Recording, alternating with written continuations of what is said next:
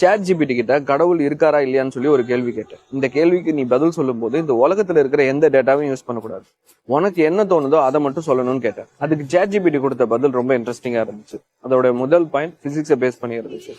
மரத்துல இருந்து ஒரு ஆப்பிள் ஏன் கீழே விழுகுது, நம்மளால எப்படி இந்த பூமியில நடந்து போக முடியுதுன்றதுக்கான ஆன்சர் வந்து பிசிக்ஸ் ஆல்ரெடி தெளிவா சொல்லியிருக்கு. இது நான் கேட்ட கேள்விக்கான சரியான பதில் கிடையாது. இந்த பூமியில ஒரு குறிப்பிட்ட இடத்துல ஒரு குறிப்பிட்ட நேரத்துல ஒரு விஷயம் ஏன் நடக்குது, அந்த இடத்துல மட்டும் அந்த பொருள் ஏன் இருக்கு, இந்த பிரபஞ்சமே வந்து ஸ்பேஸ் ஆனது. அப்படி பார்க்கும்போது இந்த பூமியும் எம்டியா இருந்திருக்கலாம்ல. அதுக்கு சாட் ஜிபிடி கொடுத்த ரெண்டாவது பாயிண்ட், நம்ம வாழ்ற இந்த பிரபஞ்சத்துல இயற்கையோட செயல்பாடு அவ்வளவு துல்லியமா இருக்கு. ஒரு நியூக்ளியர் ஃபோர்ஸோட எனர்ஜி எந்த அளவுக்கு இருக்குன்னு, கிராவிட்டி ஃபோர்ஸோட அளவு எந்த அளவுக்கு இருக்கணும்னு எல்லாமே ரொம்ப துல்லியமா நடந்துட்டு இருக்கு. இதுல சின்னதா ஒரு தப்பு நடந்தா கூட மனிதகுலம்னு ஒண்ணு, ஏன் இந்த பூமியில உயிரினம்னு ஒண்ணு இருந்ததுக்கான அடையாளமே இல்லாம இருக்கு. இந்த அளவுக்கு ஒரு ப்ரோக்ராம் ஸ்ட்ரக்சர் இருக்குன்னா கண்டிப்பா இந்த டிசைன் உருவாக்குறதுக்கு ஒரு டிசைனர் வேணும். ஒரு உதாரணத்துக்கு இன்னைக்கு காட்டுக்குள்ள ஒரு வாட்சை புதைச்சு வச்சுட்டு ஒரு 1000 வருஷத்துக்கு அப்புறம் ஒரு மனிதர் அதை தோண்டி எடுக்கிறாருன்னா அந்த வாட்சோட டிசைனர் யாருன்னு தான் யோசிப்பாங்க. இந்த கடிகாரத்தை யூனிவர்ஸோட கம்பேர் பண்ணி பார்க்கும்போது வாட்ச் அந்த அளவுக்கு காம்ப்ளிகேட்டடான மிஷின் கிடையாது. அந்த மாதிரி கண்ணோட்டத்துல பார்க்கும்போது இந்த யூனிவர்ஸ்க்கு பின்னாடி யாரோ ஒருத்தர் கண்டிப்பா இருக்காங்க.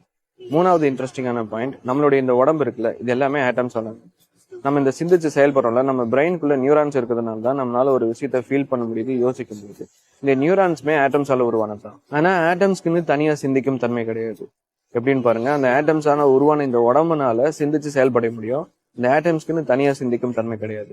முடிவா சாட் ஜிபிடி என்ன சொல்லுச்சுன்னா, கடவுள் நம்ம யோசிக்கிற மாதிரி இருப்பாரா இல்லையான்னு எனக்கு தெரியல, ஆனா ஏதோ ஒரு சூப்பர் பவர் இருக்கு, அதுதான் நம்ம எல்லாரையும் செயல்பட வைக்குதுன்றது. இந்த ஒரு சகோதரர் வீடியோல சொன்னது மாதிரி இந்த உலகத்துல இருக்க எல்லாத்தையும் துல்லியமா படைச்சு இயக்கிக்கிட்டு இருக்கிற அந்த சூப்பர் பவரான இறைவன் சொல்றத கொஞ்சம் கவனிங்களேன். நிச்சயமா வானங்கள் மற்றும் பூமியுடைய ஒழுங்கான அமைப்பிலும் இரவு பகல் மாறி மாறி வருவதிலையும் அறிவுடையவர்களுக்கு பல சான்றுகள் இருப்பதாக இறைவன் சொல்றான். உங்களை சுத்தி மட்டும் இல்ல, உங்களுக்குள்ளேயும் பல சான்றுகள் இருப்பதாகவும் இறைவன் சொல்றான். உங்களை சுத்தியும் உங்களுக்குள்ளேயும் இருக்கிற பல அறிவியல் ரீதியான சான்றுகளை பத்தி இறைவன் இறுதி வேதம் குரான்ல சொல்றான். அதை பத்தி நீங்க வாசிச்சு பார்க்கணும்னா ஸ்கிரீன்ல தெரியுற இந்த கியூஆர் அல்லது லிங்கை பயன்படுத்தி நீங்க அந்த புத்தகத்தை வாசிச்சு பார்க்கலாம். இந்த புத்தகத்தை டவுன்லோட் பண்றதுல உங்களுக்கு ஏதாவது டிஃபிகல்டிஸ் இருந்துச்சுன்னா ஸ்கிரீன்ல தெரியுற இந்த வாட்ஸ்அப் நம்பருக்கு சயின்ஸ் அப்படின்னு ஒரே ஒரு மெசேஜ் அனுப்புங்க.